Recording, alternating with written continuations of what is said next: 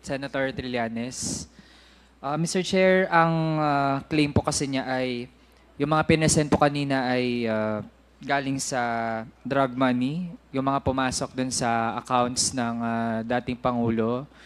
Uh, Mr. Chair, gusto nating maklarify kung ano po ang batayan para masabi na drug money yung source talaga ng Sina- mga pinesent na mga accounts. Si- Senator Trillanes. Sinabi niya yan, sir?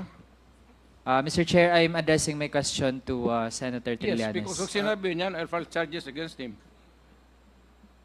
Mr. Chair, may we hear from Ah, Senator Trillanes? Senator Trillanes, Ang basihan po natin ay yung sinabi ni Arturo Las Cañas na mga drug lords na kapartner at pinoproteksyonan ni Duterte ay sina Michael Yang na kinoroborate ni Jimmy Guban at ni Colonel Asierto, si Charlie Tan na kasama dun sa 6.4 billion pesos Shabu shipment, at itong si Sammy Uy na minensyon ni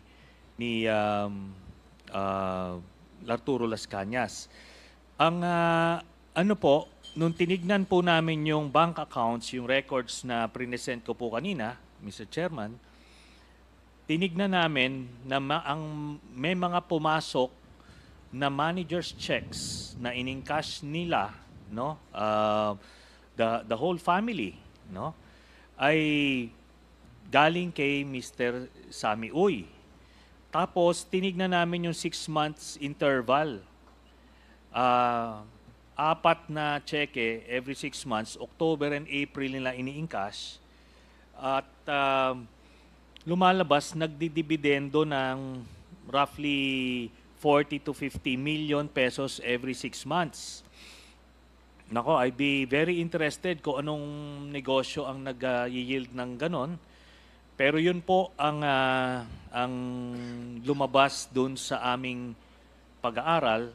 Tapos based na rin dun sa, yan po yung documentary evidence, yan na yung paper trail, yung money trail. At based doon sa testimonya ni Arturo Las Cañas being an insider doon po sa grupo ni Duterte. Okay, Mr. Chair, follow-up po na tanong doon. Naaral din po ba kung posible na meron ding ibang sources yung pumasok na mga pera na yon maliban sa drug money? Kasi gusto natin ma-verify po talaga if ever nga, halimbawa, matris po na may ibang mga income Negosyo. sources, legitimate man or illegitimate o kung ano man, maliban sa drug money. Naaral din po ba yung ganong possibility? Noong una, yun po ang kinoconsider namin, no? Kaso nga, based dun sa testimonya ni Arturo Las Cañas na sinubmit sa ICC, itong si Sammy Uy at si Michael Yang, sila po yung kumaga mag-partner, ano? Siya yung parang nagpa-front. Tapos tinignan namin yung mga negosyo nito ni Sammy Uy, hindi siya pwedeng mag-yield ng ganong dividendo na 40 to 50 million every 6 months na dinidistribute. Yung pa lang yung nakita natin doon sa paper trail.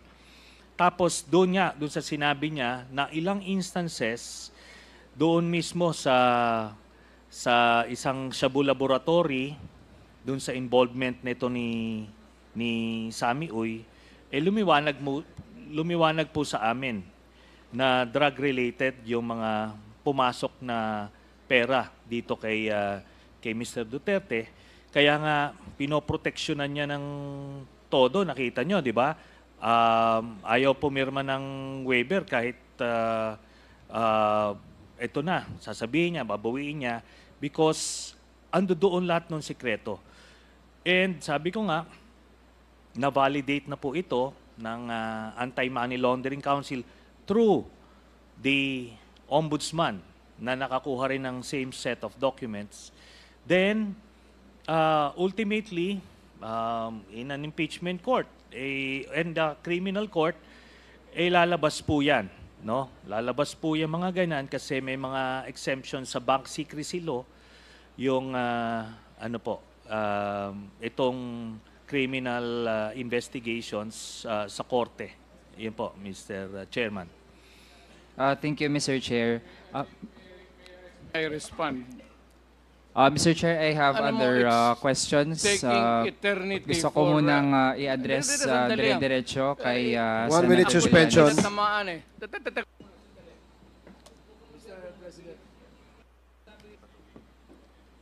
Mr. Chair, if the committee would like to hear first from the former president, I would indulge in that.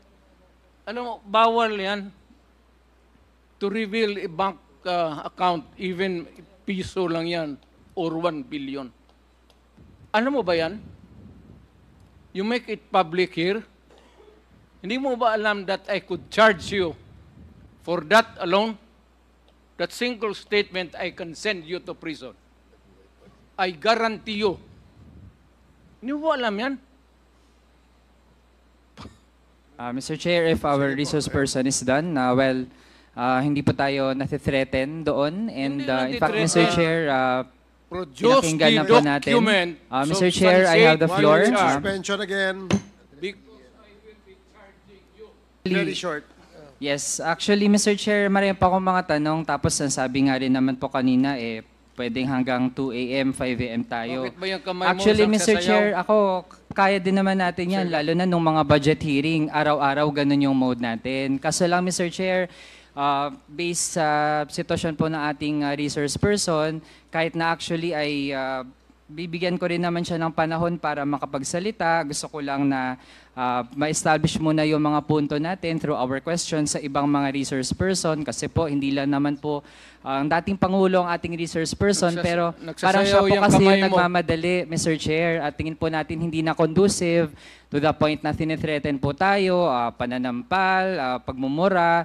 Kaya tingin natin, Mr. Chair, kung ganito ang magiging conduct ng resource person natin, Tumahimik, mainam kumain nga, ka na. Mr. Chair, din muna talaga at hindi po natin tinatanggap yung bluff niya na kaya niya magstay hanggang umaga.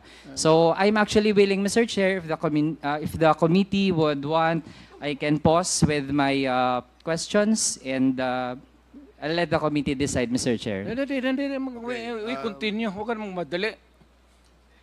Nandito ka na lang. Meron rin na eh. pong